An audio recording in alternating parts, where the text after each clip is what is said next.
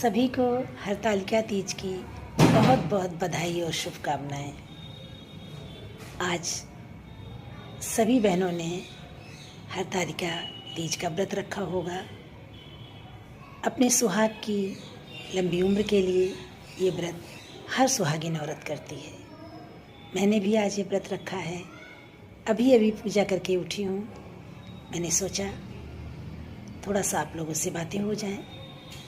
इस व्रत के बारे में कुछ बातें कर लेते हैं। ये व्रत माता पार्वती ने भगवान शिव को पाने के लिए किया था और उनके पिता हिमवान ने उनका विवाह भगवान विष्णु से निश्चित कर दिया था।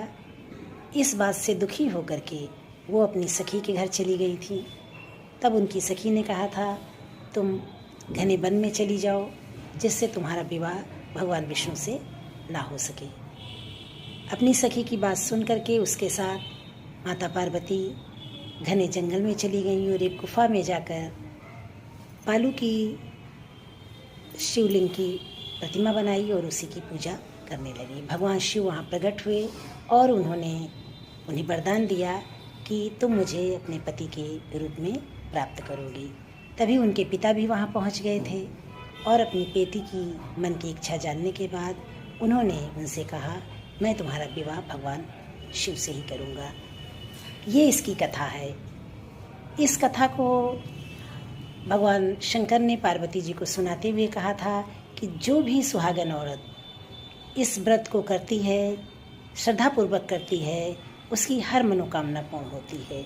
वो सौभाग्यवती रहती है, उसका घर खुशियों से भरा रहता है, पुत्र पौत्र उसके सुखी रहते हैं। इसलिए इस व्रत की महिमा का बखान किया गया है और ये तो हर सुहागिन औरतों का, भारतीय सुहागिन औरत का एक मनोकामना होती है कि वो जिस घर में दुल्हन बन के आई है वहाँ सदा सुहागन ही रहे और अंतिम समय में वो अपने पति के कंधों पर ही विदाई ले। इसीलिए भारतीय औरतें, भारतीय सुहागिनें इस व्रत को करती हैं। उनकी ये मनोकामना ईश्वर पूर्ण करते हैं क्योंकि ये श्रद्धा और भावना की बातें हैं। आप लोगों ने भी किया होगा। आप लोगों को पुनः हरतालिका तीज की बहुत बहुत बधाई, शुभकामनाएं। आप सभी सदा सुहागन रहें।